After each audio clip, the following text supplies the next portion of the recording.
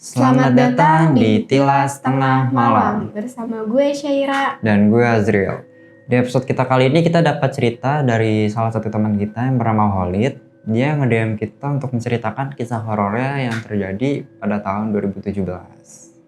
Jadi kita langsung aja ke ceritanya.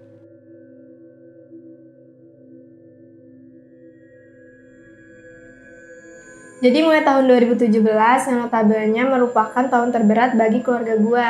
Ya di awal tahun doang sih, kalau selebihnya mah kagak. Tapi dimulai dari bulan Februari awal. Di sini bukan point of view ceritanya, tapi lebih ke pengalaman yang emang ngeberi gue rasa trauma. Sama yang namanya potong kuku di malam hari. Trauma itu datang pada saat di malam hari, tepatnya malam Sabtu.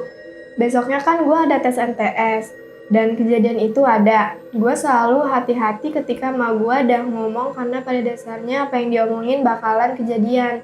Karena emak gue orangnya sensitif dikarenakan ngewarisin sepenggal ilmu kejawen dari kakek gue. Sebelum kejadian pada malam hari, emak gue tinggal di Malang selama seminggu buat ngerawat kakek gue yang sedang sakit jantung. Dan di waktu yang sama gue ada tes di MTS. Dan karena gue butuh pendamping, gue minta emak gue buat pulang ke Jakarta. Sempat ada penolakan dari kakek gue yang minta buat emak gue balik ke Jakarta sampai akhirnya kakek gue setuju. Sehari setelah pulang dari Malang dan masuklah ke malam harinya, gue pas itu sedang siap-siap buat tes dan setelah gue ngegosok sepatu pakai lap, gue motong kuku ya kan. Terus emak gue bilang kayak gini, kalau kata orang zaman dulu kalau ada yang potong kuku malam-malam ada yang meninggal. Gue bilang lah ke emak gue kalau itu tahayul. Yang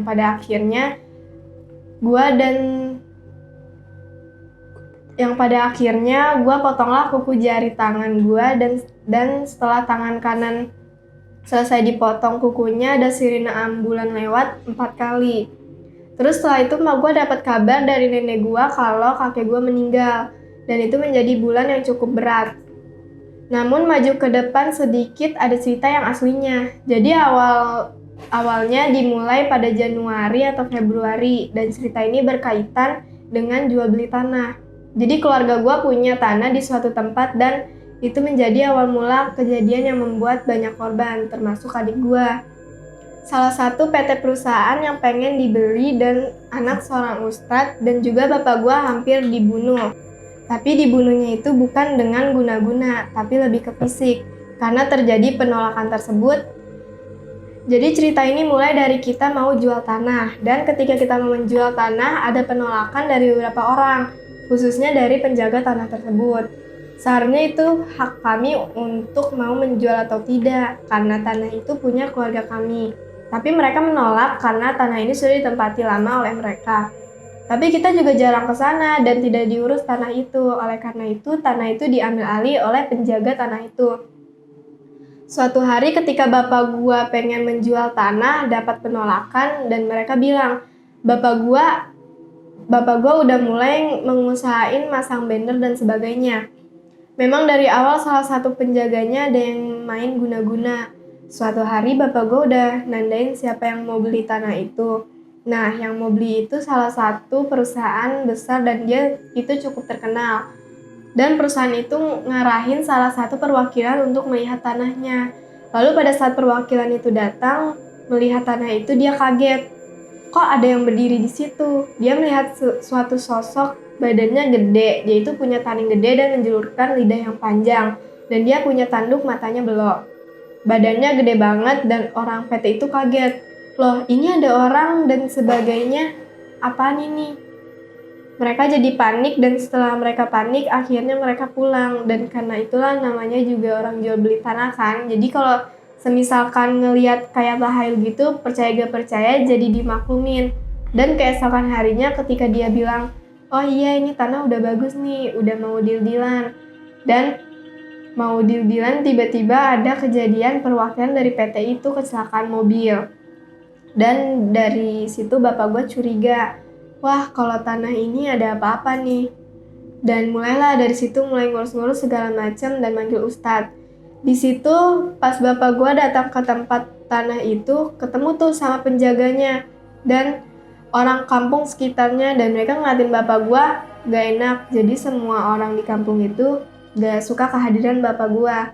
Bapak gue sendiri akhirnya mendatangkan seorang ustadz, dan ustadz itu ngedoain, dan ustadz itu ngomong ke bapak gue, kalau ini ada penunggunya, ada yang mainin tanahnya. Yang dimaksud dari mainin itu naruh sesuatu benda di tanah ini, dan itu ngebuat gak laku. Setelah pulang dari didoain itu, malamnya bapak gue dapet telepon dari ustadz tersebut. Pak, saya besok tidak bisa datang dulu ya pak, anak saya ketumpahan air panas. Jadi pada saat itu ketika anaknya sedang masak air panas, anaknya kepleset dan itu termasuk menjadi korban kedua. Dan sekarang kita masuk ke part 2-nya. Dan ini ada korban ketiga yang mungkin bisa dikategorikan lebih brutal ketimbang korban lainnya. Jadi setelah si anak perempuan Pak Ustadz ketumpahan air panas, barulah bapak gue ini ngomong, ini apa ini? Bapak gue ini sensitif sama yang begituan, anggap aja kayak udah hatam gitu tentang yang hal-hal goib gitu. Akhirnya bapak gue datangin ke tanah itu, jadi tanahnya itu diambil jadi tanah dari yang pengen dijual diambillah sedikit dan ditaruh ke kresek. Dan malam harinya bapak gue ini sholat tahajud dengan keadaan tanah itu ditaruh di depannya. Lagi bapak gue sholat, tiba-tiba ada yang datengin di sampingnya. Jadi posisinya bapak gue lagi di tahiyat akhir, dan dilihat di samping belakangnya itu ternyata ada makhluk yang ciri-ciri dan jenisnya sama dengan yang orang perwakilan dari PT yang datang kemarin itu, benar-benar sama ciri-ciri dan jenisnya. Dia muncul di ruangan tempat bapak gue sholat, dan pada saat itu bapak gue ngusir. Bapak gue bilang ke setan itu, karena pergi, jangan ganggu. Keesokan harinya bapak gue nggak bisa gerak, lebih tepatnya nggak bisa bangun dari tempat sholatnya. Karena kenapa? Pinggang dia itu sakit banget, jadi pinggang dia itu seolah-olah diremuk. Akhirnya bapak gue tidur istirahat selama 3 hari berturut-turut, nggak bangun dari tempat tidurnya. Di waktu yang sama, di hari ketiganya, keluarga besar gue ngadain acara seperti acara makan-makan keluarga besar pada umumnya. Di situ tante gue ngasih dimsum, jadi pas tante gue nyediain dimsum, ayah, adik gue, dan gue langsung makan dimsumnya. Nah dari situ adik gue bermasalah, dia itu kayak perutnya sakit setelah makan dimsum. Dan ibu gue ngomong, mungkin perutnya kenapa nih, mungkin dimsumnya pedas atau perutnya emang sensitif. Dan emang adik gue punya riwayat penyakit di bagian usus. Nah setelah makan dimsum dia mulai sakit-sakitan selama seminggu. Jadi selama seminggu, di minggu pertama dia itu lagi sakit-sakitnya, dan bapak gue udah lumayan sehat. Dia itu sakitnya sakit perut setelah makan dimsum. Nah saat itu dia dibawa ke klinik dan gak bisa diobati, lalu dibawa ke rumah sakit terdekat. Nah setelah dibawa ke rumah sakit, di check up dan sebagainya lainnya, bapak gue dari situ mulai nyadar. Akhirnya bapak gue datang ke tempat dia ngejual tanah, dan dia datang ke penjaganya dan bilang, lo kalau anak gue kenapa-kenapa, lo semua gue habisin. Dari situ orang yang ngejaga tempat tanahnya ngomong, jadi nggak ada yang bisa jual tanah ini. Kalau ada yang bisa jual tanah, gue akuin lo orang hebat. Akhirnya bapak gue balik dari situ. Adik gue sakit di rumah sakit, dan dia bisa dibilang hampir sekarat kondisi kritis. Jadi pas itu dia divonis ada perlengketan di bagian usus, dan setelah itu dia dirongsen. Dan bapak gue ngeliat hasilnya, dan bapak gue nyadar ini bukan perlengketan, tapi seperti ada yang ganjel, tapi nggak tahu ini apa. Ya kali dimsum ganjel di usus, ini bukan perlengketan.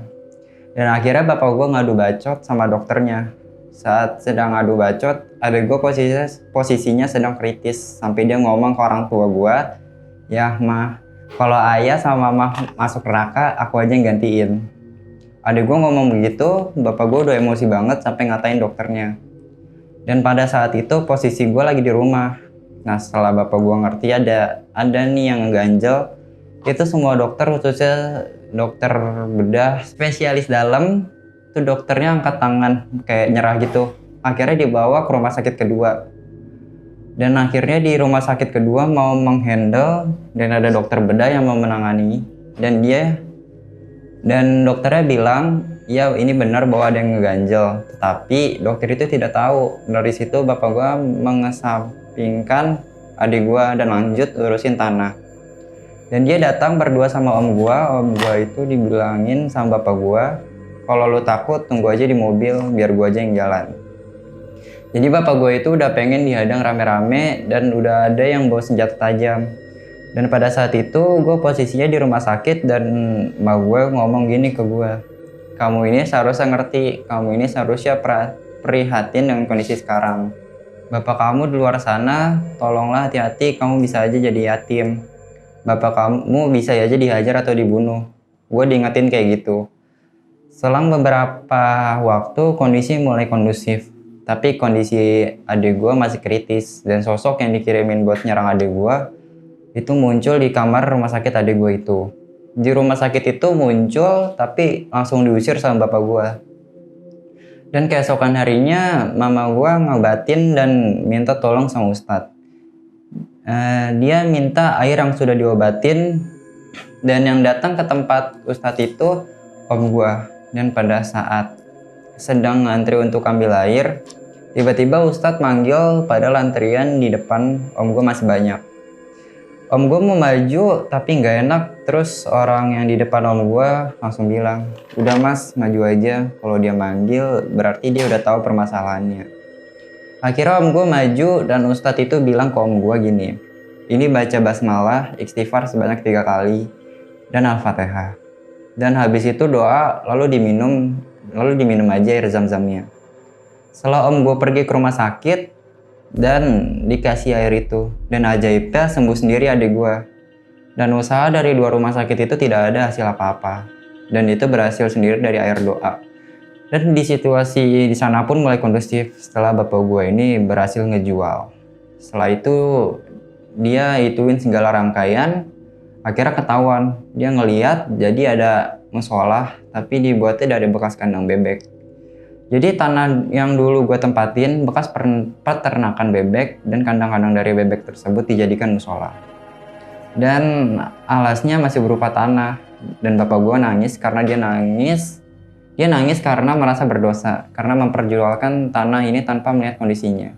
Dan akhirnya bapak gue sebagai rasa minta maaf ke mereka dan mereka pun akhirnya damai. Dan situasi kembali normal, pas adik gue sehat, barulah kakek gue meninggal. Jadi itu aja untuk episode kita kali ini. Terima kasih banget buat Khalid yang udah nge-DM kita untuk menceritakan cerita horornya. Jadi sekian dari kita, sampai jumpa di episode berikutnya. Kilas Tengah Malam, tak terlihat tapi ada di sini.